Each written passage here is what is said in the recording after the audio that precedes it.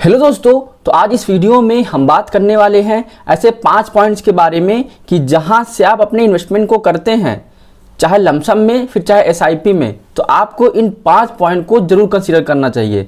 तो चलिए वीडियो में हम डिटेल में समझते हैं इन 5 पॉइंट्स के बारे में। तो नमस्कार दोस्तों, स्वागत है आपका मेरे चैनल पे। मेरा नाम है रोहित और आप देख रहे हैं ब्लू स्काइज फाइनेंस। तो देखिए, सबसे पहले हम ये समझते हैं कि म्यूचुअल फंड में इन्वेस्टमेंट करने के कौन कौन से वेज हैं। तो सबसे पहला है कि आपको लमसम में इन्वेस्टमेंट करना और दूसरा है एसआईपी में।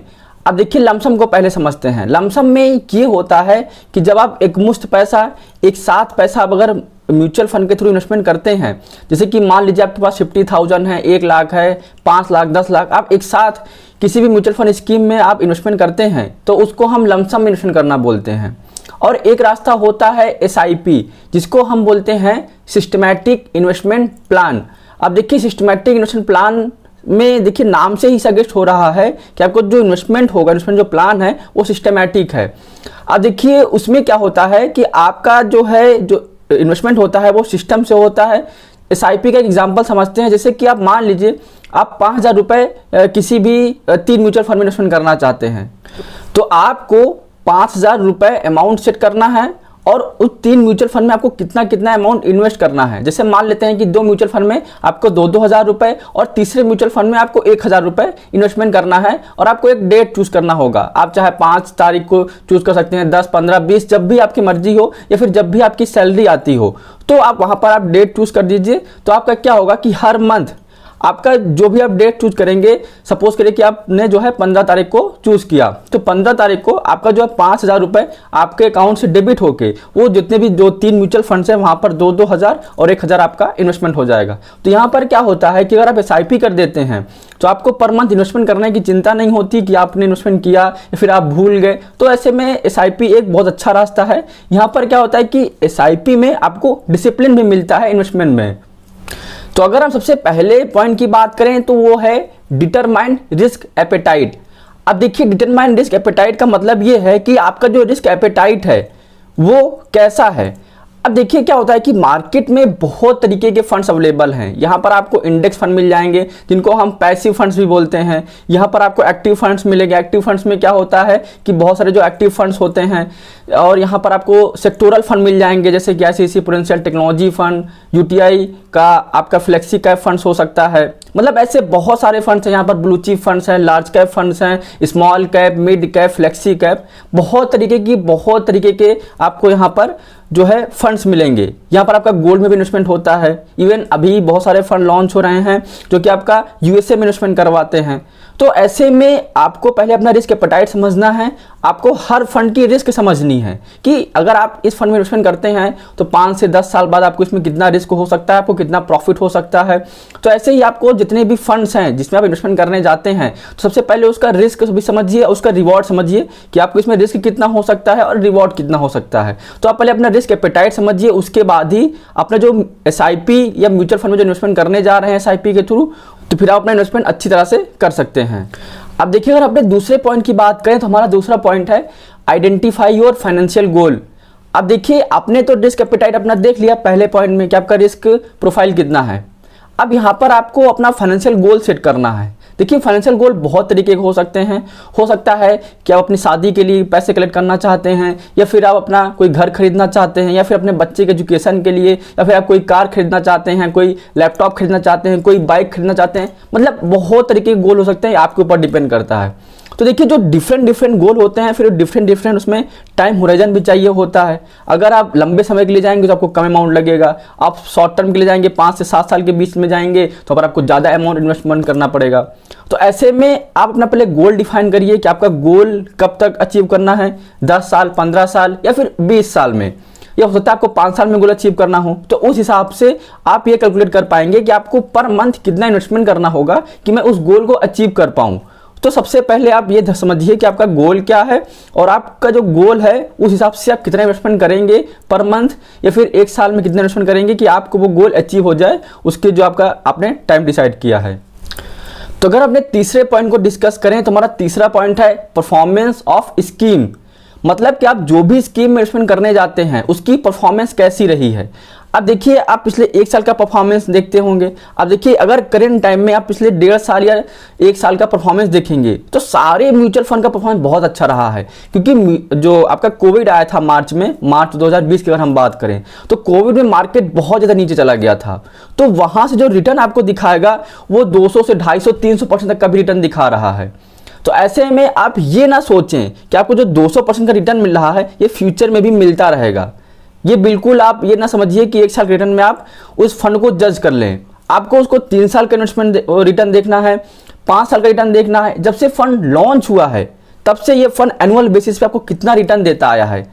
और जो भी आप म्यूचुअल फंड इन्वेस्टमेंट करने जाते हैं, जैसे कि आप एग्जांपल ये मैं समझता हूँ, एक है fund UTI Nifty index fund.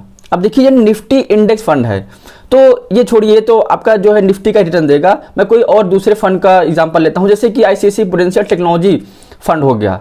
तो अब क्या है, ये टेक्नोलॉजी फंड है, तो आप इसके बेंचमार्क इंडेक्स जो कि टेक्नोलॉजी का जो इंडेक्स है, तो वहाँ से आप कंपेयर करिए कि वहाँ से इस फंड ने उससे ज़्यादा परफॉर्म किया है इंडेक्स फंड से या फिर उससे कम परफॉर्म किया है, और इसके कैटेगरी में ये फंड कैसा है, मतलब इसके कैटेगरी में दूसरे फंड्स ने कैसा परफॉर्म किया है और ये फंड कैसा परफॉर्म कर रहा है।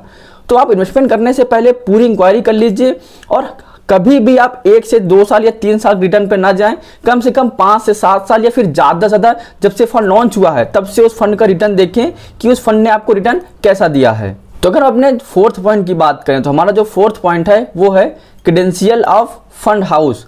मतलब आप किसी भी फंड हाउस में इन्वेस्टमेंट करने जाते हैं। अब देखिए बहुत सारे लोगों को फंड हाउस नहीं पता होगा, तो सबसे पहले आप ये समझिए कि जो फंड हाउस होता है वो क्या होता है। देखिए फंड हाउस वो बोलते हैं, जैसे कि एसबीआई म्यूचुअल फंड हो गया तो ये एक फंड हाउस है, आईसीआईसीआई प्रूडेंशियल म्यूचुअल फंड हो गया तो ये फंड हाउस है।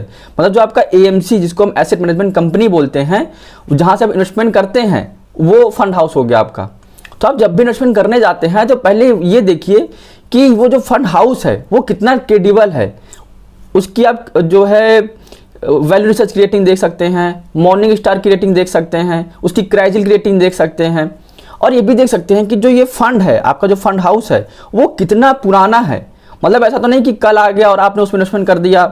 तो ये देखिए कि जो आपका फंड हाउस है वो कितना क्रेडिबल है। ऐसा तो नहीं है कि अभी आपका जो फंड हाउस है वो रिसेंटली आया हो और आप उसमें अपना बहुत सारा पैसा इन्वेस्टमेंट कर दीजिए। देखिए मार्केट में बहुत सारे जो फंड हाउस हैं वो बहुत सालों से काम करते आ रहे हैं, तो आप कोई क्रेडिबल जो है फंड हाउस के थ्रू ही अपना इन्वेस्टमेंट करिए। अब आइए हमें समझते हैं अपने 5वें पॉइंट को। तो हमारा जो 5वां पॉइंट है वो है योर कॉस्ट। अब देखिए कॉस्ट का मतलब ये है कि क्या होता है कि देखिए म्यूचुअल फंड में जब इन्वेस्टमेंट करने जाते हैं तो आज तो बहुत सारे प्लेटफॉर्म हो गए इन्वेस्टमेंट करने के लिए। आप चाहे एंजल ब्रोकिंग से करिए, चाहे सैमको से करिए, आप चाहे मोतीलाल ओसवाल से करिए, ये तो हो गए ब्रोकरेज कंपनियां। अब आ गया पेटीएम मनी, यहाँ से भी आप जो है म्यूचुअल फंड में इन्वेस्टमेंट कर सकते हैं, और आप चाहे तो फ़ोनपे के थ्रू भी इन्वेस्टमेंट कर सकते हैं, आप फ्री चार्ज से, गूगल पे से, मतलब आप कहीं से भी अपना इन्वेस्टमेंट कर सकते हैं। तो ऐसे देखिए बहुत सारा कन्फ्यूजन हो जाता है कि आपको इन्वेस्टमेंट कहाँ से करें और जहाँ से हमारा रिटर्न अच्छा मिले और क्या हो कि हमारे जो चार्जेस हो वो कम हो।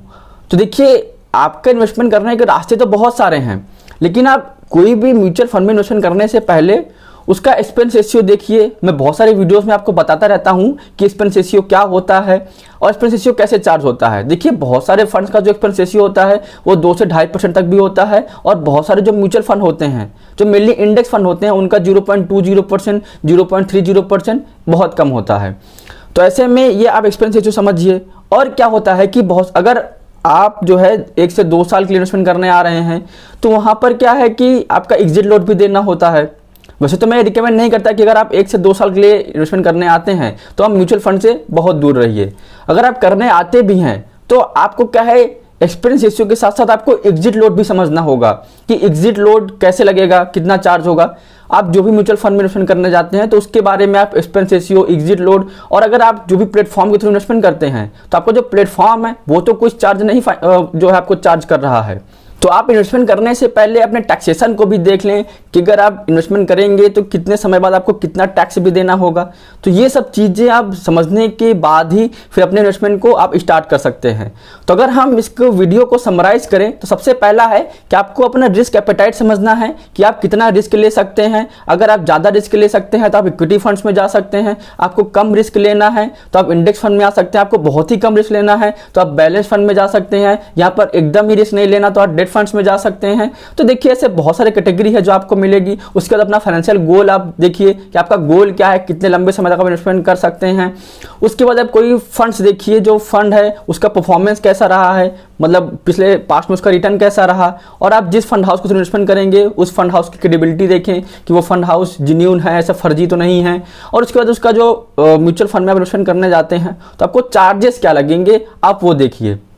और अगर आपको ये सब चीज़ समझ में नहीं आती है तो आप सिंपली कोई फाइनेंशियल एडवाइजर के थ्रू आप अपने जो गोल है उसको प्लान करवा सकते हैं, क्योंकि वो आप ज़्यादा अच्छी तरह से समझ पाएगा कि आपका जो गोल है उसको कैसे अचीव करना है। तो वो आपके जो इन्वेस्टमेंट है उसमें आपकी मदद कर पाएगा। तो आज इस वीडियो में हमने बात किया ऐसे 5 पॉइंट्स कि जहां से आप अपने इन्वेस्टमेंट को स्टार्ट करने से पहले इन 5 पॉइंट्स को कंसीडर कर सकते हैं कि ऐसे कौन कौन से पॉइंट्स हैं जो इन्वेस्टमेंट करने से पहले आप समझ सकते हैं कि आपका जो इन्वेस्टमेंट हो वो सक्सेसफुल हो। तो आई होप आपको वीडियो पसंद आया। अगर आपको वीडियो पसंद आया हो तो आप वीडियो को लाइक कर सकते हैं। अगर आपको ऐसे ही म्यूचुअल फंड रिलेटेड वीडियोस चाहिए तो आप मेरे चैनल को सब्सक्राइब कर सकते हैं। आज के लिए इतना ही, मिलते हैं अगले वीडियोस में।